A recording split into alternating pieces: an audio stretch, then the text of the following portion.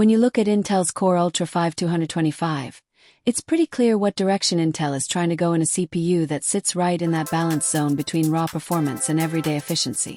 This chip is built on a 10-core hybrid design, combining 6 performance cores with 4 efficiency cores, and it can boost up to 4.9 GHz. And while those numbers sound impressive, the real story is how those cores actually work together in day-to-day use. Because what Intel is really doing here isn't just chasing speed, it's trying to make performance feel consistent across everything you do.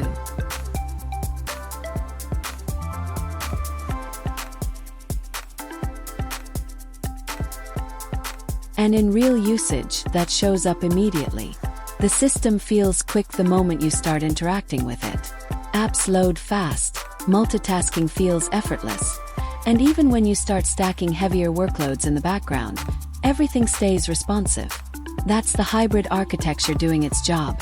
The performance cores take care of demanding tasks while the efficiency cores quietly handle the lighter background load.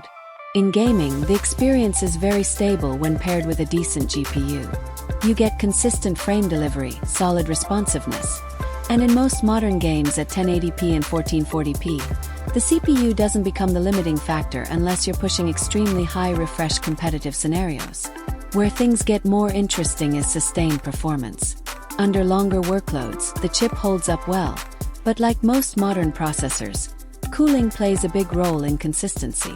With a proper cooling setup, whether that's a high-end air cooler or a 240mm liquid solution, performance stays more stable and boost clocks are maintained better over time. Efficiency is also a strong point here.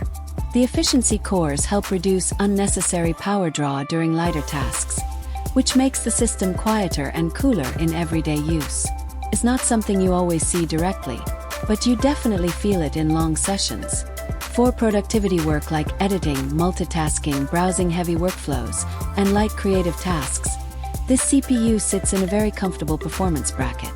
It doesn't feel underpowered, but it also doesn't push into unnecessary high-end territory for most users. And that really defines this processor. It's not built to break records.